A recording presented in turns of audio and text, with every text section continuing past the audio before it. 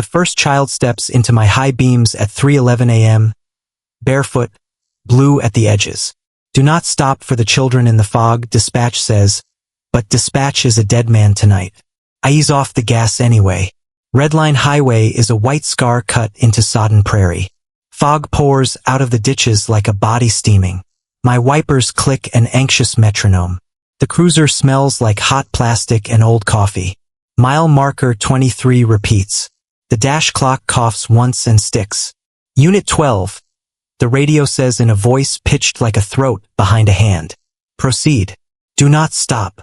Static folds around a whisper that uses my name the way my mother did when I wouldn't come inside. I lift the loudspeaker. Move to the shoulder, I say to the child. Hands where I can see. Face the lights. He doesn't blink. He turns his head like a hinge learning to be a neck. There are no footprints. I pass him slow. My bumper inches by a small shoulder that seems carved from damp paper. He tracks me with eyes gone flat at the centers, like someone polished them too long. In the rear view he shifts one step and stops, as if that is all he knows how to do. The fog opens and gives me a second child 50 yards up. This one with a blue backpack, zipper shining. Another stands in the median with hair pasted to his face like drowned grass.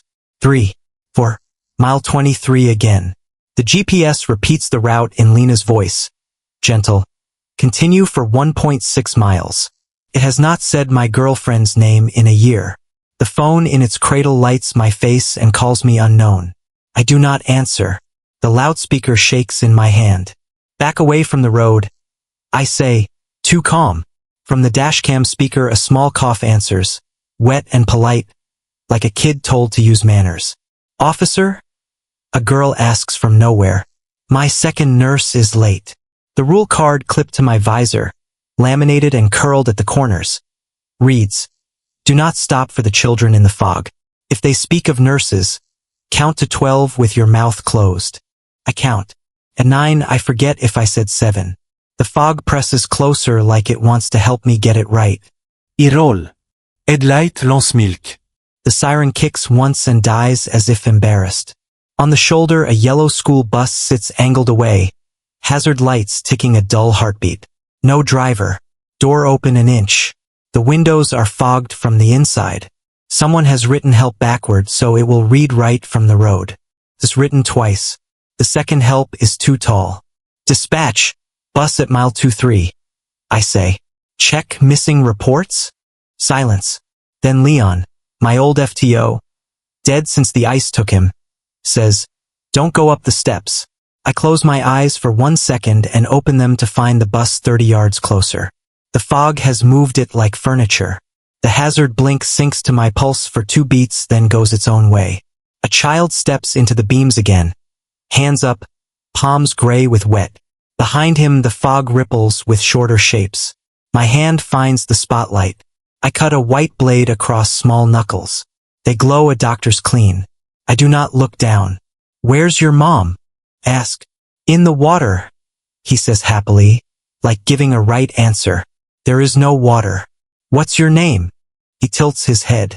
Do you want my first or my middle? I taste pennies. My left eyelid clicks like a watch crown. I creep forward. The bull bar nudges empty air that pretends to be a leg and slides away. The boy smiles politely the way you do when a stranger bumps your chair. My phone vibrates a voicemail marked a minute from now. I hit play. My voice whispers, don't stop. Do not count the faces. They change. Fog fingers print the windshield from the wrong side. Tiny loops and whirl sketch rain into family trees. The dashcam overlays timestamp nonsense.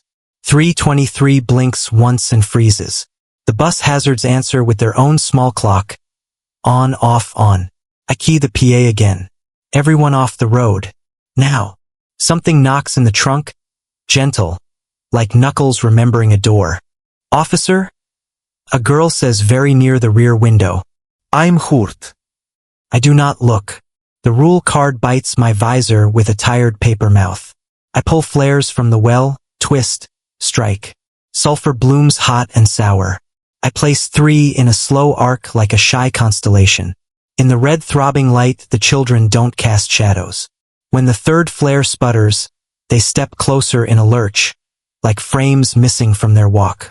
The bus door yawns. Air pours sour and school warm. A small arm appears around the jam, elbow first, palm flat to find the world. The hand doesn't find glass. Finds me. It maps the shape of my name badge through the fog with its fingertips. The voice I remember from before the fight says, Alejandro. The way Lena did when she wanted to make me look up even if I was driving. Not real. I say to the wheel, the card, my teeth. Not mine. In the spot mirror, my cruiser sits 30 yards back where it should be. Hazard lights beached in gray. My driver door is open. Rain ticks the seat.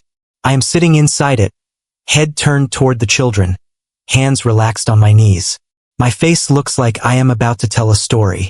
I am here too, rolling forward, foot careful, breath held like a gift. The radio mutters 5-digit groups in a patient voice between my name. North, west, elevation. The bus hazards count along, pleased. A boy taps the hood, polite. His fingernails leave clean crescents in the wet. Please, he says. We can't cross unless you stop. For small faces lean into the light as if warmed by it. Behind them, taller shapes lean too, curious, their hands where hands shouldn't be.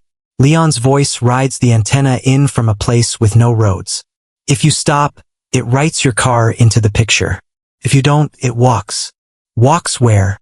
I ask before I learn not to. To your house, he says kind. To your mother. To anybody who left a porch light on. The bus door claps once. Water rushes across the step like a lung learning breath. I hear children counting in a language I almost know. 12 stays unsaid. The fog waits for it like a mouth. I put the cruiser in park. The engine idle ticks loud and ashamed. The flares hiss lower. The fog moves like it's happy for me. I do not open the door.